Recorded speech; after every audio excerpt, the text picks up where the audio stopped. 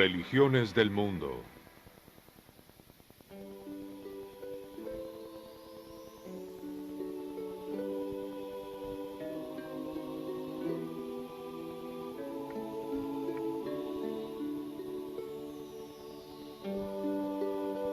Hoy presentamos ortodoxos y católicos apostólicos romanos.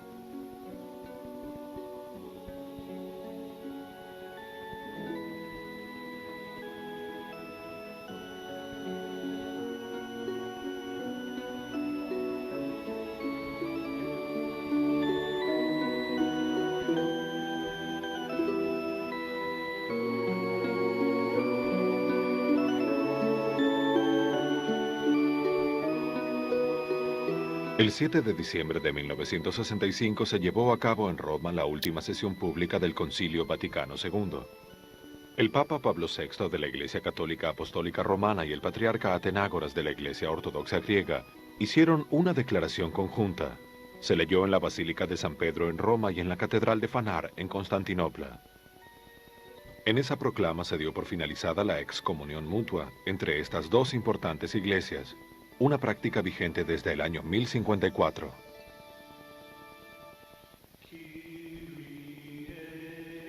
La unificación de la Iglesia fue el sueño de los cristianos durante muchos siglos. La historia de la religión cristiana es una historia que no solo cuenta con la fe y el esfuerzo conjunto, también padece conflictos y divisiones. Debido a esto y a muchos otros conflictos internos, el cristianismo no es y generalmente no ha sido una sola religión. Los cristianos del mundo no comparten ciertos principios fundamentales acerca de Dios, Jesucristo y el lugar de los hombres en el universo. Si pretendemos entender el cristianismo de hoy en día, debemos estudiar las tres ramas principales de la fe cristiana. Ellas son la Iglesia Ortodoxa, la Iglesia Católica Apostólica Romana y las diversas iglesias protestantes. Incluso esta división es más compleja.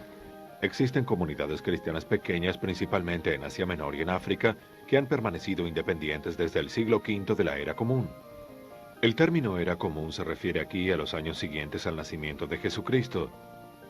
A través de los siglos, cada una de las tres ramas del cristianismo se ha considerado a sí misma como la única representante de la verdadera fe cristiana enseñada por Jesús. La pretensión de cada una de ser la depositaria de la única fe verdadera no debe alejarnos de la idea de que las historias de católicos y ortodoxos están íntimamente ligadas. Ortodoxo significa creencia y adoración correctas o verdaderas, y consideramos que la nuestra es la verdadera iglesia de nuestro Señor Jesucristo. El nombre de Iglesia Ortodoxa implicaba originalmente que todas las otras comunidades cristianas eran heréticas. La palabra católico significa universal, y originalmente implicaba que todos los otros cristianos estaban de alguna manera separados de esta Iglesia universal. Los ortodoxos y los católicos han estado separados no solo por sus reclamos de exclusividad, sino por diferencias en la fe, espiritualidad y en la cultura. Sobre todo, las dos iglesias han permanecido separadas por la afirmación de la Iglesia Católica de que el obispo de Roma, conocido como el Papa, debe ser reconocido como el líder de todos los cristianos. No obstante, la Iglesia Católica y la Ortodoxa son muy similares en algunos aspectos de organización y en sus creencias básicas. Ambas tienen una estructura episcopal, es decir, están organizadas alrededor de un conjunto de obispos. Cada obispo ortodoxo o católico es responsable de una comunidad local de iglesias dentro de un área determinada o diócesis. La vida religiosa de cada iglesia se centra en una liturgia o misa en la cual se recrea la última cena. Para ambas religiones, el pan y el vino son la representación del cuerpo y la sangre de Cristo. La historia del cristianismo no puede separarse de la historia del pueblo judío. Jesús nació en una sociedad hebrea que remonta sus orígenes a la comunidad de esclavos en Egipto. Las escrituras judías cuentan que esos esclavos habían sido liberados por Dios y que, guiados por la ley, Moisés y sus sucesores los condujeron hacia la tierra prometida de Canaán. Los judíos valoraban la memoria de su independencia política y de su grandeza bajo el liderazgo del rey David. Pero durante muchos siglos Israel fue una nación cautiva, primero bajo el dominio asirio y luego bajo el babilonio, persa, griego y por último el romano. Cuando Jesús comenzó su prédica pública, el pueblo judío había estado en espera de un Mesías. Se anhelaba que el Mesías liberara a los judíos del dominio de Roma y que los llevara a un nuevo nivel de devoción en la práctica de la ley de Dios. Jesús fue uno de los muchos predicadores que decían que Dios pronto liberaría a Israel y volvería a reinar en forma efectiva en la tierra. Llamó a Israel a arrepentirse y a renovarse a la luz de esa esperanza. Él es la esencia misma de la cristiandad. Jesús llegó un día al fin de su ministerio público tras todas las curaciones que realizó, con todas sus enseñanzas, su llegada a Jerusalén para la Pascua, sus últimas acciones, como la última cena, la institución de la Eucaristía, o sea, lo que conocemos como el Jueves Santo, y luego su arresto esa misma noche, el juicio y la tortura al día siguiente, su crucifixión, su muerte en la tarde del viernes, su descenso de la cruz antes de la puesta del sol, debido a que era contra la ley judía mantener cuerpos así colgados durante el día sagrado de la Pascua y el Sabbat. Y luego él fue ubicado en un sepulcro y en algún momento posterior a la puesta del sol del sábado resucitó. Por lo que el misterio pascual es una combinación maravillosa de la muerte y de la resurrección de Cristo. Esa es parte de la revelación de quién es Él y de la revelación de qué estamos llamados a ser. De hecho, la muerte de Jesús sería lo que ofrecería la esperanza a los muchos millones de seguidores que se han acercado a la fe durante aproximadamente 2000 años. Jesús fue crucificado aparentemente porque las autoridades romanas veían en su prédica una amenaza a la estabilidad pública. El cristianismo en sus comienzos era solo una más de las sectas que el judaísmo tenía en su seno, igual que la de los fariseos y la de los saduceos, entre otras. Fue Pablo, quizá alguien lo hizo antes que él, quien llevó la palabra cristiana a los gentiles, es decir, a los no judíos. La misión de los gentiles pronto encontró a un luchador incansable en un judío de Asia Menor, Saulo de Tarso. Él había perseguido a los cristianos y su dramática conversión se describe en los Hechos de los Apóstoles. Saulo, Saulo, ¿por qué me persigues? Yo soy Jesús, es a mí a quien persigues. Pero levántate, entra a la ciudad, y lo que has de hacer te será revelado. Saulo empezó a conocerse como Pablo. Por medio de sus incansables esfuerzos y de los muchos otros hombres y mujeres, la comunidad cristiana primitiva creció rápidamente en la región mediterránea. La iglesia incipiente se encontró pronto confrontada con su primer gran desafío. ¿Era necesario circuncidar a los gentiles conversos? La circuncisión simbolizaba para los judíos el antiguo pacto con su Dios y era parte central de la ley judía. Muchos miembros de la iglesia primitiva insistían en que todos los seguidores de Jesús debían obedecer completamente la ley judía con la que Jesús mismo había cumplido. Otros, Pablo especialmente, decían que la salvación se alcanzaba solo con la fe en Cristo. Según esta postura, los nuevos cristianos no estaban obligados a seguir la ley judía. En el año 49 de la Era Común, los apóstoles y los líderes de las iglesias se reunieron para resolver esa cuestión. Este encuentro se conoció como el Concilio de Jerusalén.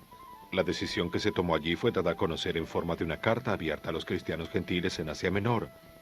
Los cristianos gentiles debían seguir un mínimo, pero no estaban obligados a circuncidarse. El templo de Jerusalén había sido el centro de la vida judía, pero en el primer siglo de la Era Común hubo algunas rebeliones contra la autoridad romana, y en el año 70 los romanos destruyeron el templo. Esta pérdida terrible llevó a otra rebelión liderada por un judío mesiánico, Simón Bar Coqueba. En el año 135, el emperador romano Adriano ordenó que todos los judíos abandonasen la ciudad sagrada de Jerusalén, amenazando con la muerte a los que regresaran. Para muchos cristianos, este acontecimiento era una clara señal de que Dios había elegido transferir sus promesas a los seguidores de Cristo, a un nuevo Israel. La iglesia cristiana primitiva se volvió entonces más independiente de la cultura judía. Los cristianos desarrollaron una relación extraña y a veces tensa con el pueblo judío. Con el paso del tiempo acontecieron hechos trágicos en los que los cristianos persiguieron a los judíos. El peor fue el Holocausto ocurrido en el siglo XX.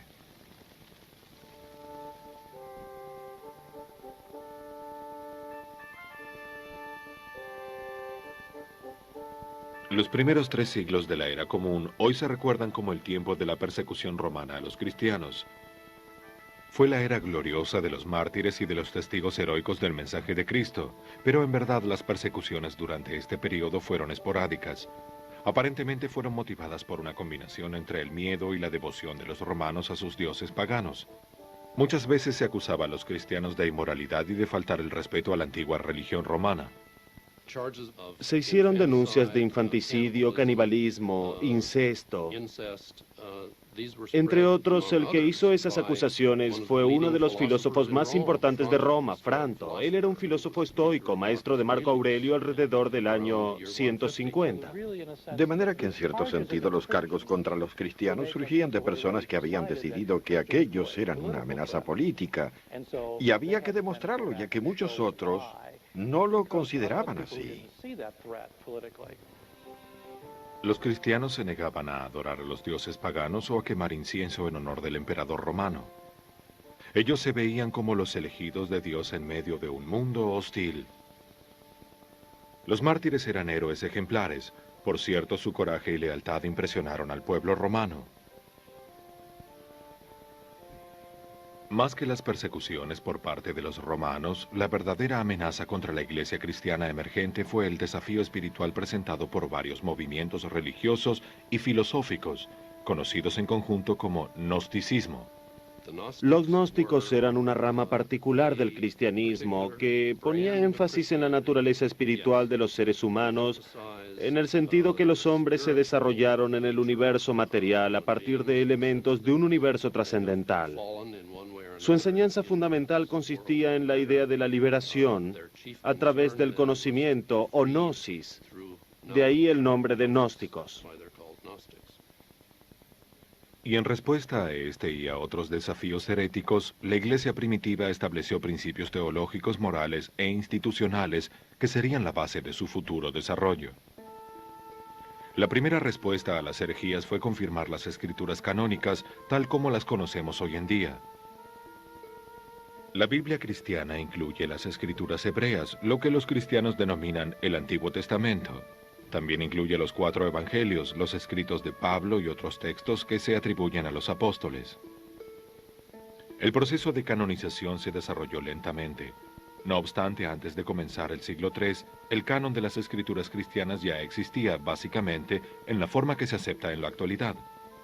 La iglesia cristiana tiene la visión de un Dios creador igual a la judía, con todo el esplendor y ambigüedad que esa visión implica.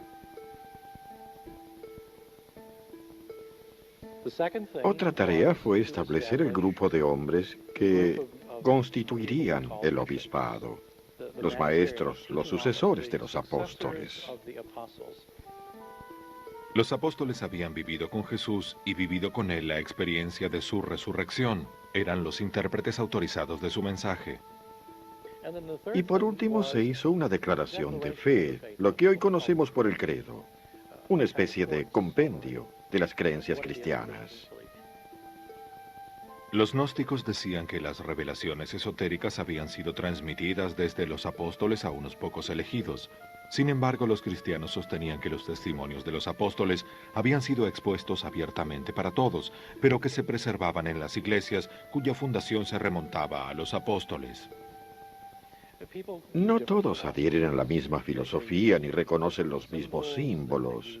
En ese momento se empezó a comprender que había distintas formas de hablar, de decir las oraciones. Algunas eran coincidentes y otras no.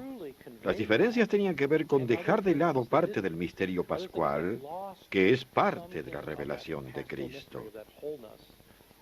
Y la Iglesia empezó a fracturarse. Algunos tenían ideas y posturas que no respondían a la tradición que provenía de los apóstoles. Los obispos eran los sucesores de los apóstoles. Se transformaron en los defensores supremos de la ortodoxia dentro de la Iglesia. De esta forma se establecía una línea centralizada de autoridad a fin de preservar la unidad de la Iglesia.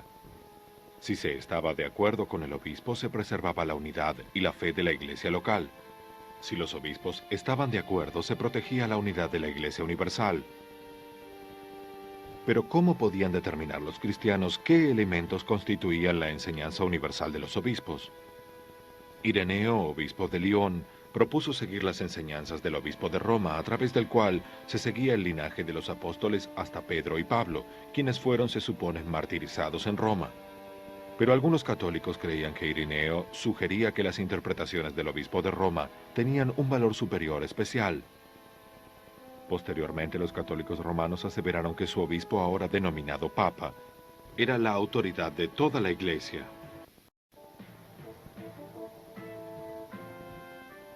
Augusto estableció el Imperio Romano en el año 31 a.C., hecho que quizás sea uno de los grandes logros de la antigüedad, si bien su proyecto de gobierno no estuvo exento de algunos defectos.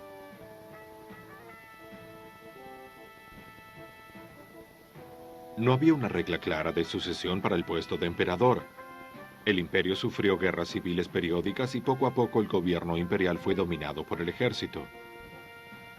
En el año 313, Constantino se convirtió en emperador en forma conjunta con Licino, gobernador de las provincias del Danubio. Pero en el año 324, Constantino venció a Licino y se proclamó único emperador. El imperio se encontró nuevamente con una cierta estabilidad, pero el significado de la victoria de Constantino trascendió sus efectos inmediatos. Constantino se convirtió al cristianismo en el año 312, hecho que determinó el futuro tanto del Imperio Romano como de la Iglesia cristiana. Eusebio, historiador y obispo de Cesarea, sostenía que Constantino le había relatado la visión milagrosa gracias a la cual se había convertido al cristianismo. Le contó que su visión había ocurrido el día antes de la batalla del puente Milvio, en la que venció a su rival, Magencio. Esa batalla le permitió tomar control de la ciudad de Roma. Mandó realizar un estandarte con la imagen de la cruz en oro y piedras preciosas y las letras Giro, las dos primeras del nombre de Cristo en griego. Con este estandarte a la cabeza de sus tropas, Constantino venció a Magencio. La convención de Constantino tuvo un efecto significativo en la Iglesia. De la noche a la mañana, los cristianos vieron finalizadas sus agonías y persecuciones y se encontraron en un estado armonioso de igualdad en cuanto a creencias con el emperador Constantino. Este cambio implicaba nuevas libertades y nuevas responsabilidades, pues muchos cristianos fueron incorporados a la vida pública del imperio. Se dice que Constantino tuvo otro sueño revelador cuando en el año 324 fundó una ciudad a orillas del Bósforo en el lugar de la antigua Bizancio. Le puso el nombre de Constantinopla. En el año 330 la nueva ciudad adquirió mayor importancia, pues Constantino trasladó la capital del imperio desde Roma a Constantinopla. Este hecho llevó a una división gradual del imperio romano. Se formalizó en el año 364, más de 3 décadas después del traslado de la capital. El imperio dividido fue lo que a la larga llevó a la separación entre la Iglesia ortodoxa y la católica. Constantino en su momento dio a la Iglesia un anhelado periodo de paz y seguridad. Entonces los líderes cristianos pudieron dedicar su atención a los aspectos doctrinales, especialmente aquellos que se referían a la figura más importante del cristianismo, Jesús de Nazaret. Para los primeros cristianos no resultaba del todo claro qué había que decir acerca de Jesús y de su relación con Dios, a quien él llamaba Padre. Las evidencias escritas mostraban que Jesús había sido mucho más que un buen hombre, más que un gran profeta o un maestro y un sanador inspirado. Antes del siglo IV, muchos cristianos creían que Jesús hombre era la encarnación de lo que ellos llamaban el Logo de Dios. Logos de Dios significa la palabra de Dios. Se identificaba con el Hijo de Dios Padre. Muchos se convirtieron al cristianismo no porque creyeran en Cristo, aunque quizá creyeran en Él, sino porque traía más beneficios, ya que el emperador Constantino favoreció al cristianismo. Muchos de los conversos no dejaban atrás sus creencias paganas, y el resultado fue, por decirlo de alguna manera, que unían ambas prácticas, la pagana y la cristiana. Y así surgió entre ellos la idea de que Cristo no podía ser realmente el Hijo de Dios. Porque, por ejemplo, para los griegos, sus antiguos dioses no tenían razones para venir a este mundo. Eso significa que tenían necesidades, y un Dios no necesita nada. Arrio, un sacerdote de Alejandría, reunió los dos conceptos y declaró que Cristo no podía ser el Hijo de Dios, que Él era un ser glorioso, mejor que el resto de los humanos, pero que aún así era una criatura. Los himnos religiosos que él enseñaba a los feligreses, estos los cantaban luego fuera de la iglesia. Los temas incluían la idea de que Cristo no era el Hijo de Dios, o que había un tiempo en que Él no existía. Atanasio, sin embargo, sostenía el argumento de que el Logos representa completamente a Dios. Por lo tanto, Jesús es Dios encarnado.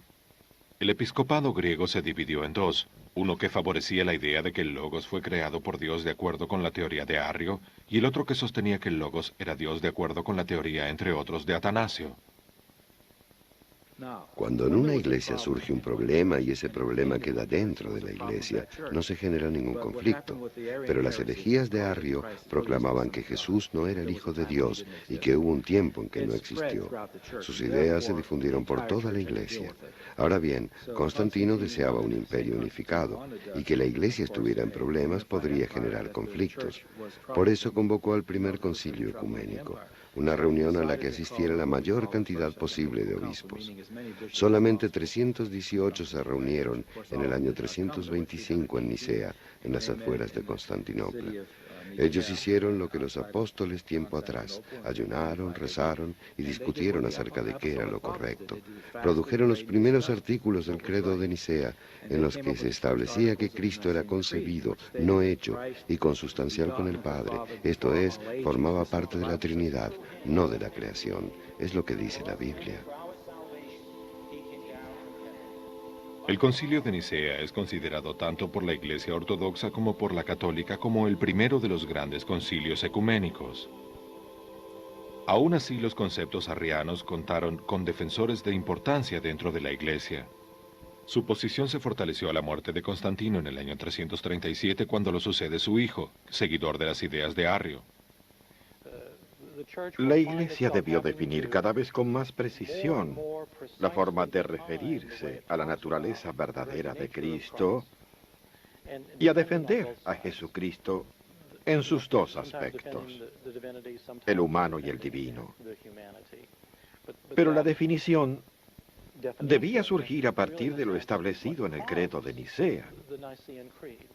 Allí se ordenaron cambios en la liturgia, por ejemplo, en la forma de celebrar la Eucaristía. Ese cambio significaba hacer comprender completamente al cuerpo de la Iglesia cuál era la interpretación correcta. La única forma que tenían las iglesias distantes de resolver sus disputas era reunirse en concilio. De los concilios llevados a cabo durante el imperio, hay 7 que fueron reconocidos como concilios ecuménicos por la Iglesia Ortodoxa y por la Católica. El primero fue el de Nicea, que trató la doctrina de la Trinidad. En el siglo V hubo 2 concilios que se dedicaron a la discusión de si Cristo es completamente divino, completamente humano o cumple con ambas condiciones. Esas eran las cuestiones importantes. De hecho, llevaron a una división permanente que se originó en la consideración de aspectos divinos y humanos en Cristo, si tenía una sola voluntad y actividad para ambos aspectos que eran de gran importancia. Finalmente, en otro concilio en Nicea en el año 787, convocado por la emperatriz Irene, se afirmó que podían venerarse las imágenes religiosas. Los decretos de los 7 concilios fueron reconocidos por una buena parte de los cristianos, pero no por todos. Los decretos se volvieron definitivamente parte de la fe cristiana. Así, los fundamentos de la creencia cristiana, que incluyen la interpretación nicena de la encarnación divina en Jesús, ya se habían establecido antes de finalizar el siglo VIII. En el año 410, Alarico, un jefe visigodo y cristiano arriano, conquistó la ciudad eterna de Roma.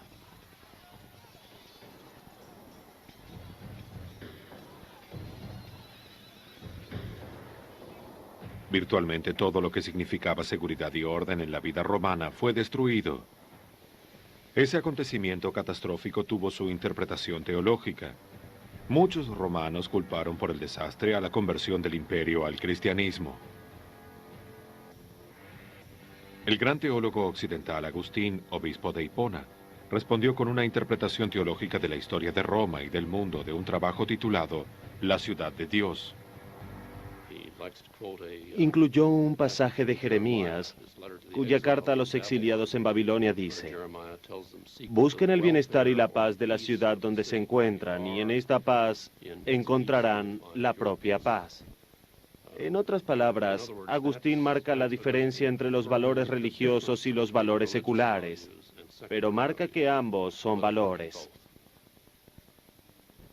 La caída de Roma fue un punto crucial tanto para la Iglesia como para la sociedad en su conjunto. Después del año 410, la vida continuó más o menos como antes.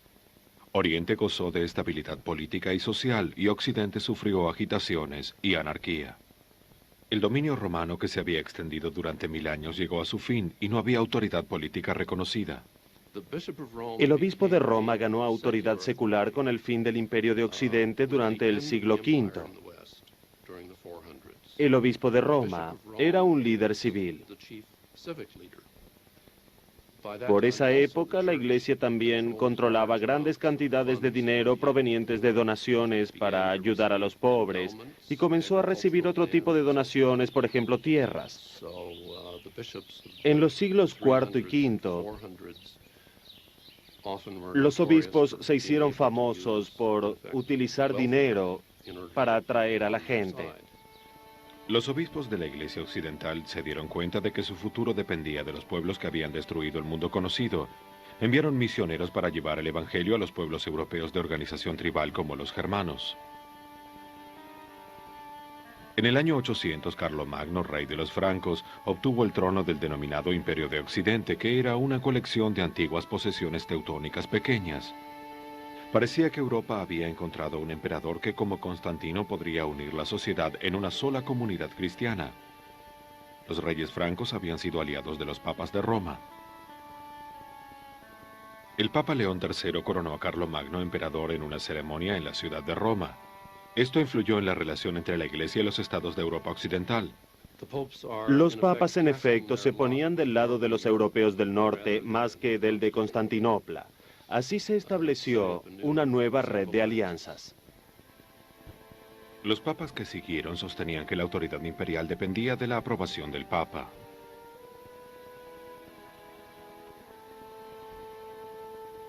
El gobierno de Carlomagno no brindó estabilidad por mucho tiempo. Su dinastía solo se extendió por una generación después de su muerte. Tanto obispos como abades en los monasterios encontraron la oportunidad de actuar como gobernantes locales. Mientras tanto, la Iglesia Ortodoxa desarrollaba su propia teología y espiritualidad.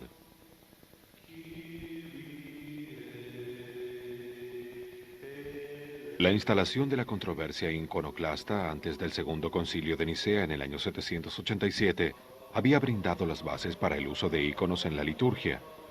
La práctica agudizó la tensión siempre presente en el misticismo de la Iglesia Ortodoxa. No sorprende que la Iglesia de Oriente haya desarrollado gradualmente una teología mística. Algunas cosas que no podemos entender acerca de Dios son incomprensibles porque Dios así lo quiere. Esto es lo que queremos decir con misticismo, es decir, que existe algo más allá de lo físico, una naturaleza espiritual, y no sabemos qué es Dios, solo que Él ha establecido ciertas reglas y que debemos actuar dentro de ellas. Las diferencias entre la Iglesia católica y la ortodoxa se profundizaron y la unión parecía imposible.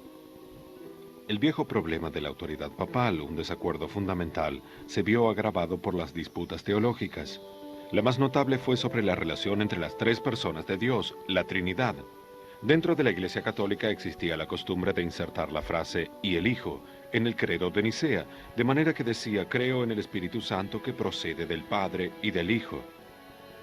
Para la Iglesia ortodoxa esta innovación estaba al borde de la herejía.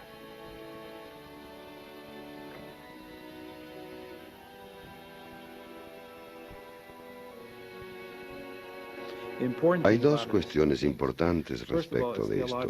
Antes que nada, es teológicamente incorrecto. Hay un integrante primordial de la Trinidad y es Dios Padre. El Hijo fue creado por el Padre y el Espíritu Santo procede del Padre. La segunda cuestión es que la Iglesia de Occidente hizo algo que no tenía precedentes. Cambió lo que había sido decisión de toda la Iglesia.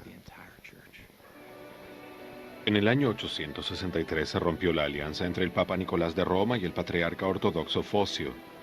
Fue el primer inicio de separación entre la Iglesia Católica de Roma y las iglesias ortodoxas orientales.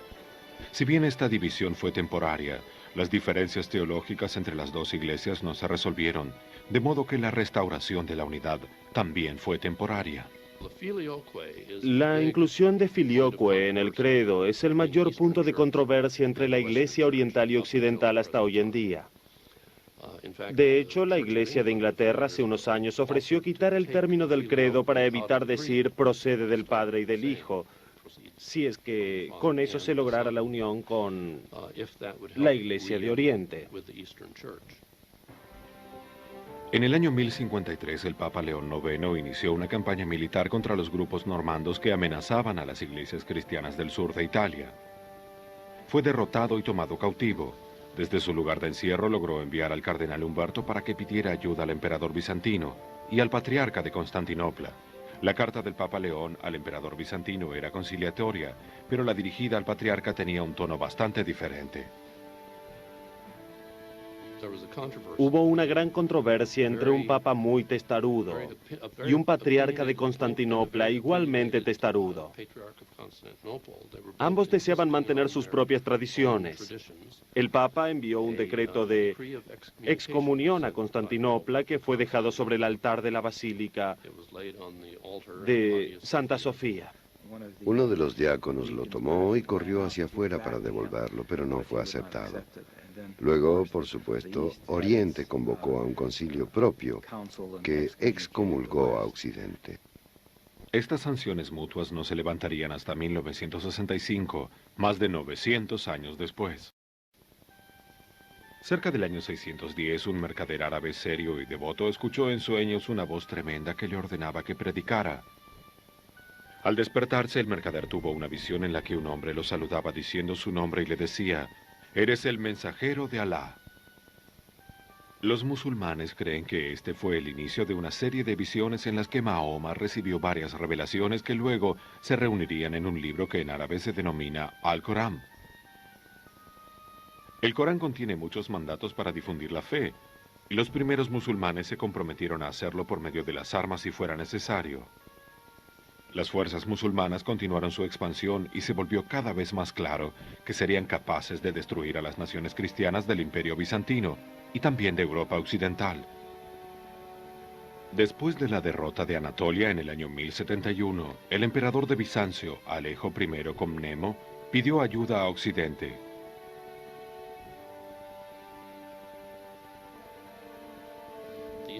Los emperadores de Oriente pedían ayuda a Occidente y la obtenían. Las cruzadas se llevaron a cabo por pedido del emperador de Oriente. Fueron una operación de rescate a favor de la Iglesia de Oriente.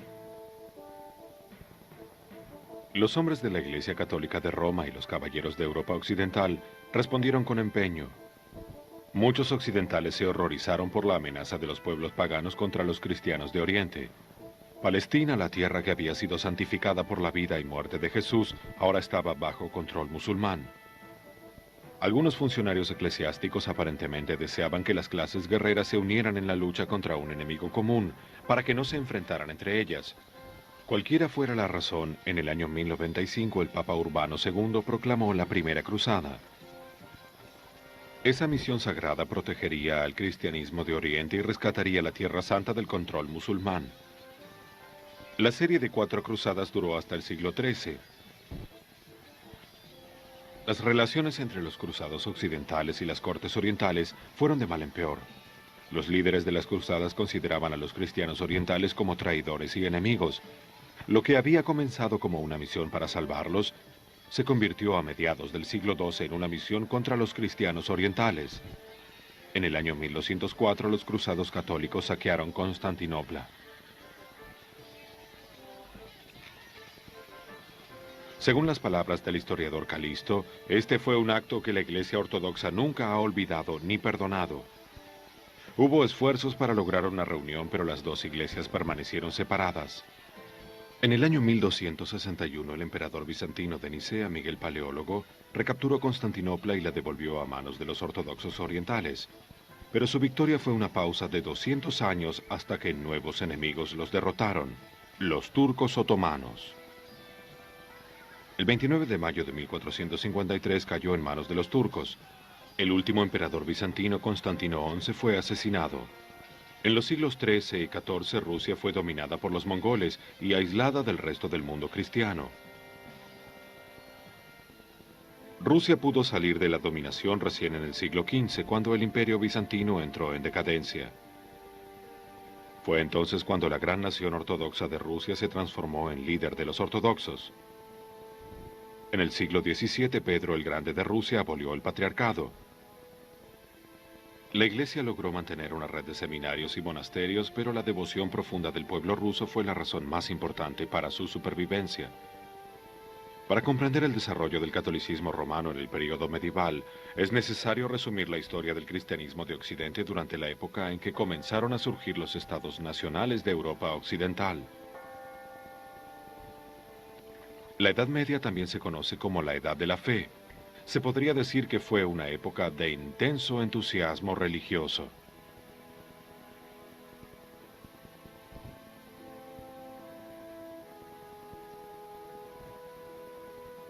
La Iglesia tenía respuestas diversas a los movimientos religiosos nuevos.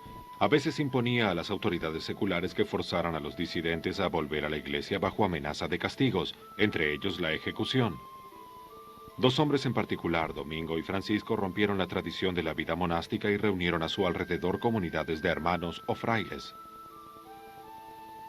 Los hombres comenzaron a trasladarse como predicadores itinerantes. En lugar de vivir la vida respetable y tranquila de reclusión en los monasterios, eligieron convertirse en una orden mendicante.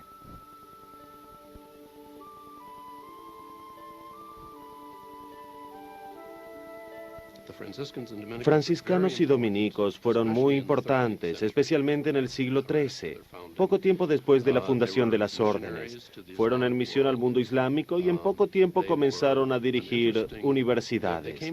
Creo que la razón fue que tenían un sistema de organización muy particular. No dependían de ningún obispo y enviaban a sus hombres donde ellos pensaban que se necesitaban. Franciscanos y dominicos fueron grandes profesores de la Universidad de París en el siglo XIII. También fueron inquisidores. Debemos recordar que la Inquisición se dedicaba a investigar dónde podía haber casos de herejía.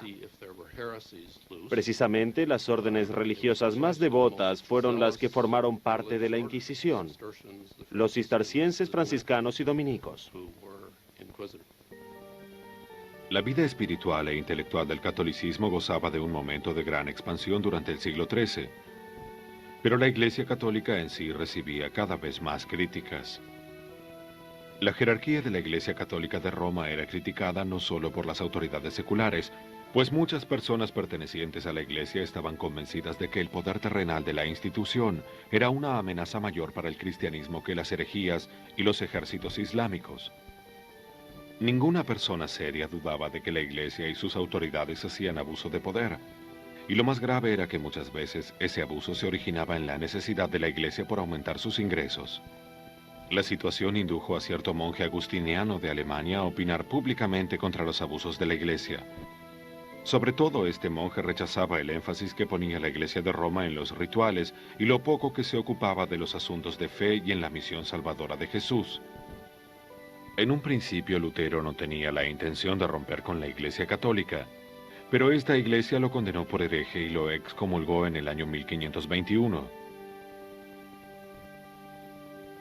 Bajo el papado de Pablo III, el Concilio de Trento se reunió en 3 sesiones, desde 1545 a 1563, estableciendo decretos sobre teología y disciplina eclesiástica.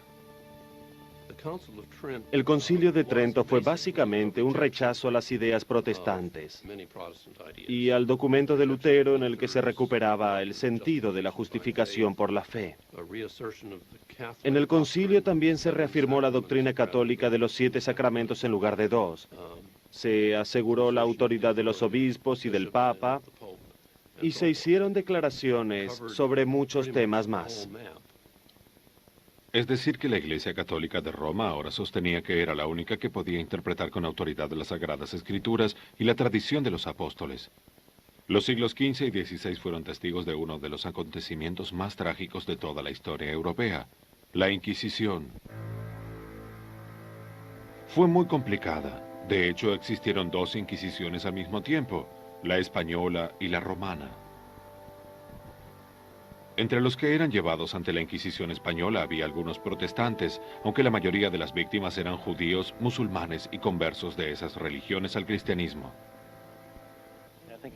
Cuando considero el pasado, creo que cualquier cosa que haya sido la Inquisición luego se volvió símbolo de la intolerancia religiosa, una forma muy extrema de la reacción de la Iglesia ante la diversidad.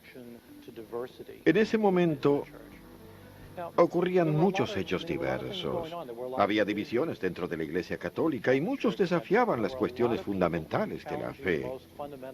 Dentro de la Iglesia había quienes creían que esos hechos constituían una agresión profunda a la verdad cristiana. España expulsó a 170.000 judíos. Los últimos barcos que transportaban judíos exiliados zarparon desde España el 2 de agosto de 1492, un día antes de que Cristóbal Colón partiera en su gran viaje de descubrimiento. En el año 1500, los musulmanes españoles se encontrarían ante el mismo dilema, la conversión o el exilio. Más adelante, la Inquisición romana fue responsable de uno de los errores más graves de todos los tiempos: la condena del gran astrónomo Galileo por herejía en 1642. Tuvieron que transcurrir 350 años para que se revirtiera esa condena. En los siglos que siguieron a este período, la Iglesia Católica de Roma se volvió más y más jerarquizada. La autoridad se centró aún más en el Papa. Esta tendencia a la centralización se manifestó claramente en el primer Concilio Vaticano, reunido en el Vaticano en 1870. El concilio decretó oficialmente por primera vez que el Papa es infalible.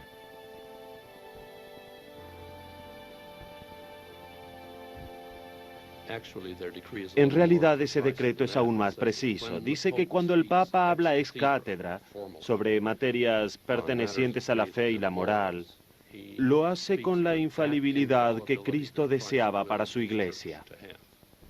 De hecho, estas afirmaciones no eran nada nuevo, solamente delimitaban algo que ya existía. A fines del siglo XIX, la Iglesia Católica surgió como líder de la lucha por la justicia social de los pobres y los trabajadores. En las iglesias ortodoxas hubo movimientos teológicos renovadores en los siglos XIX y XX, cuya esperanza era lograr la elaboración de una teología cristiana moderna. En la segunda mitad del siglo XX existieron movimientos reformistas tanto en la Iglesia Católica como en las ortodoxas. La Iglesia Católica se ha vuelto muy abierta en cuanto a lo que considera bueno dentro del mundo moderno. Esta tendencia fue expresada por el Papa Juan XXIII, que había llegado al papado hacía solo 3 meses cuando, en 1959, anunció sus planes de convocar a un concilio ecuménico. 4 años más tarde, el 11 de octubre de 1962, tuvo lugar la sesión de apertura del Concilio Vaticano II. Dentro de las iglesias católica y ortodoxa existe un espíritu renovado. Es el intento por volver a reunir a ambas comuniones.